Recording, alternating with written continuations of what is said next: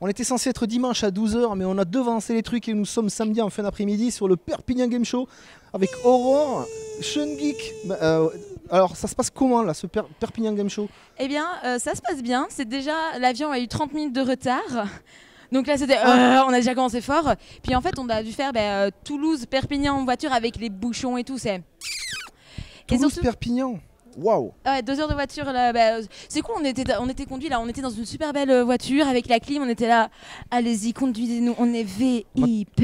On m'a toujours dit que c'était compliqué de revenir faire une croisade en Terre Sainte en fait, parce que maintenant que vous êtes sur Fougères, c'est plutôt votre terre d'accueil, enfin votre terre de naissance ici, votre terre natale. Ah mais moi je suis belge, hein, moi je suis totalement à l'ouest de rien de tout ça. Oui, mais là, les garçons, comment ils étaient dans la voiture? Ça y est, ils reviennent chez eux, ils sont contents. Ils étaient là, ah cool, on va aller voir la famille. Robot. Non. Ce qui se passe en fait, c'est qu'on sort d'une grosse semaine de travail. Ouais. Donc la semaine passée, on était au Geek Ferries, qui est une autre convention. Oui. Donc on est revenu lundi des Geek Ferries. Et vendredi, bam, on redémarrait avec l'avion, la voiture et tout. Donc on était là, qu'est-ce qu'il fait chaud. Mais alors l'équipe des JDG, c'est beaucoup de créativité. Beaucoup de conneries. Ouais, alors c'est un esprit créatif qui compose, bordélique, mais qui délire aussi pas mal. Ouais. Tu peux nous... Ça se passe comment quand un projet émerge, par exemple, truc Généralement, ils écrivent la vidéo la première semaine en testant un petit peu les jeux. La deuxième semaine, c'est généralement du tournage, du test, on continue un petit peu là-dessus. Et comme ça, ils commencent à monter et ils font leur rustine. Mais toi, tu interviens à quel niveau en fait? Alors moi, j'interviens entre... Il n'y a pas assez de temps pour les costumes et Aurore, on a besoin de tourner demain avec des costumes. T'as pas le matos, t'as pas le temps. C'est un costume qui prend 200 heures de travail. Par contre, on tourne demain à 10 h, on a vraiment besoin de toi. Et ça fait... Voilà, je vais continuer comme ça pendant 10 minutes et pas bouger. 2007 Ça fait depuis 2007 que c'est comme ça? Depuis le Papy Grenier Zelda. C'est la première fois où j'ai intervenu chez eux en fait. Ils étaient à une semaine du tournage. Ils n'avaient toujours rien organisé et ils ont dit on va commander les costumes. Je fais écoutez les gars, on est lundi, vous tournez dans une semaine. Comment les costumes vont arriver à temps? On pensait les demander un cosplayer, mais les gars, jamais un cosplayer vous fera 2 costumes complets pour 100 € pour lundi prochain. Ils sont même pas au courant qu'ils doivent travailler pour vous. Écoutez, moi demain je peux passer au magasin de tissus, j'arrive mercredi sur Rennes, vous me récupérez, je termine les costumes. Donc j'ai tout cousu avec la machine de ma grand-mère en catastrophe et je faisais de la peinture et de la couture sur mousse. Oui, à l'époque, ma mousse, je la collais pas, je pouvais pas coller. L'odeur et le pistolet à colle dans le train, mais allez-y, essayez, vous avez beaucoup rigolé, vos potes... Ou en tout cas les étrangers dans le train aussi, ils vont beaucoup rigoler. Un peu moins, chuter tout le monde jaune, avec le solvant. Voilà. Et vous aurez beau dire, c'est pour les costumes. Ça pue, dehors. Voilà. Donc tu as démarré avec des projets qui commençaient à piquer un peu, Zelda, le Papy Grenier. Ensuite on a vu, alors au niveau du Papy Grenier Mass Effect, il y a eu quand même des cosplayers Rien du tout de ma part. Je suis juste leur maman. Il y a eu de la déco. Ouais, alors tu organises. Tu organises tout ce qui est derrière. On était à 2 jours du tournage, ils ont fait Aurore. En fait, on s'est rendu compte qu'il n'y avait personne pour s'occuper des cosplayers. Je dis attendez, donc vous êtes en train de me dire faut les faire manger, il faut les nourrir et j'ai le droit de déshabiller des cosplayeuses? J'arrive, je signe où? Voilà.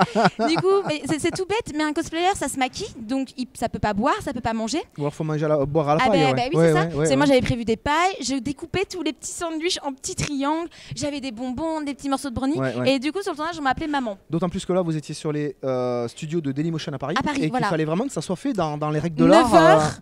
9h, 21h, c'était fini, toute la vidéo devait être tournée. Donc là, tu savais déjà être régisseuse, tu avais déjà quand même de l'organisation, tu organises plein de trucs, donc là il a vraiment fallu être hyper carré. Mais le truc en fait c'est qu'avant de travailler pour Fred et Seb, j'avais déjà travaillé dans de l'événementiel, donc à un moment donné être une vraie casse-pied qui donne des ordres à des pauvres petits larbins sans défense, c'était déjà une vocation de base. C'est bien que les larbins soient sans défense finalement. C'est ça, exactement. Et surtout s'ils sont payés, faut encore plus les maltraiter. Ouais, c'est ça. Et ma maman a toujours été quelqu'un qui a organisé beaucoup les choses, donc j'étais toujours un petit peu vue comme la bordélique de la famille. Et du coup, quand je me suis rendu compte en arrivant que j'étais la plus organisée de l'équipe, quand j'expliquais ça, ma mère, elle m'a fait non, mais tu déconnes, Aurore, tu peux pas être la plus organisée. Je fais mais si. Et regarde, pour ce tournage, j'ai même fait un petit classeur.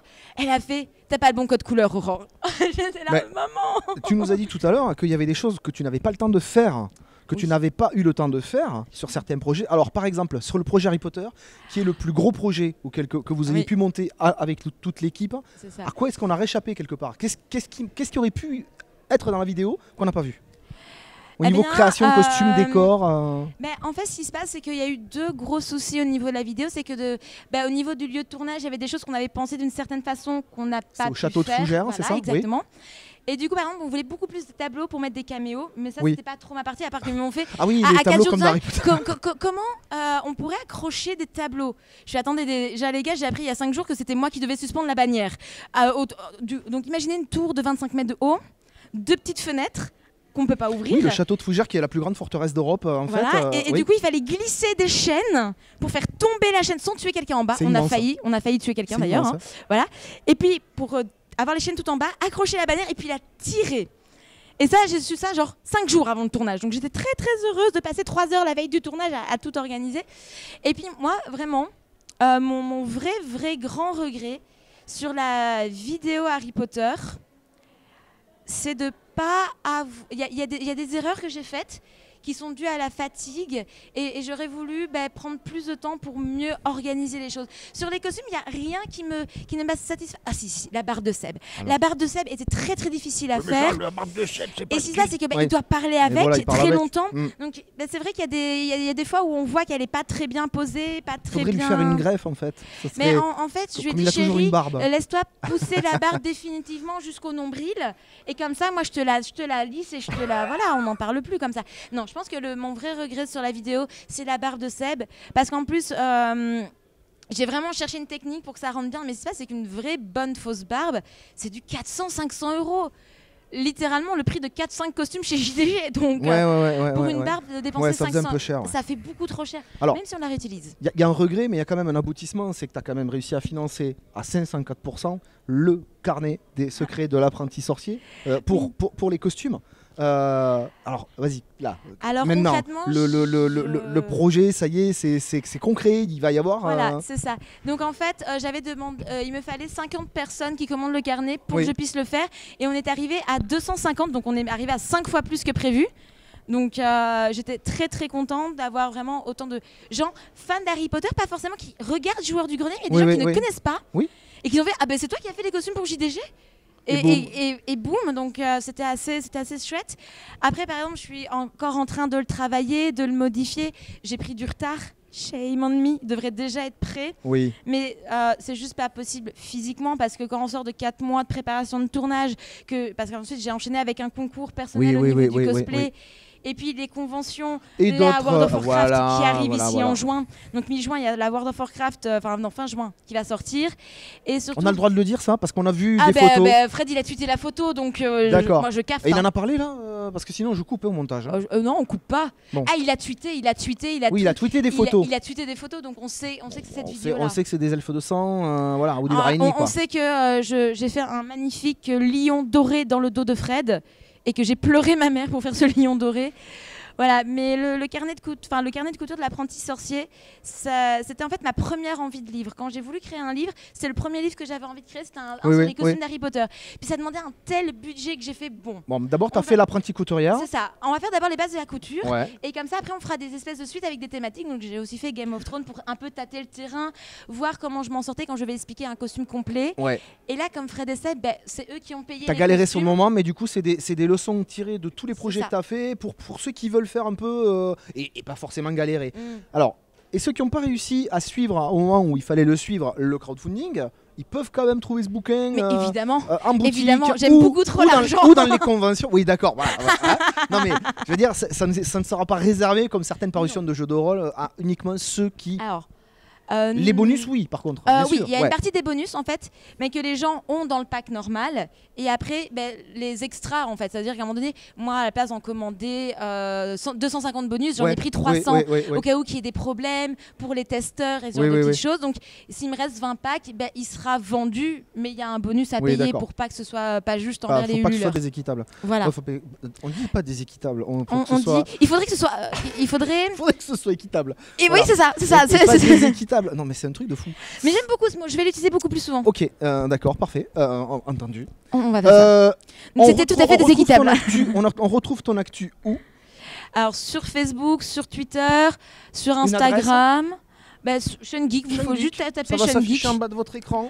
Oh, regardez. Je sais pas si Fabuleux. Est-ce que j'ai le bas de l'écran? Est-ce que j'ai le bas de l'écran? C'est parfait. Voilà, Dans vous le avez genre, là. ouais. Oh.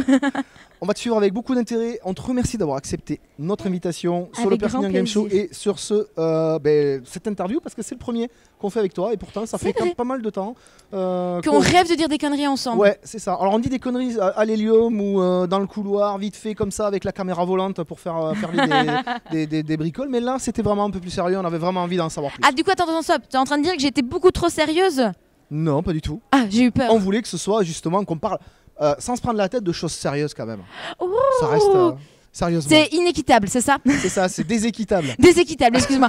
En plus, si je sais même pas le bon mot qu'on réinvente, c'est pas cool de ma part. Déséquitable. Non, mais je Déséquitable. marquerai, voilà, ce sera l'interview déséquitable par. Voilà, exactement. On te remercie, on te dit à Merci très à vite. toi. À très vite. Et c'est déséquitable.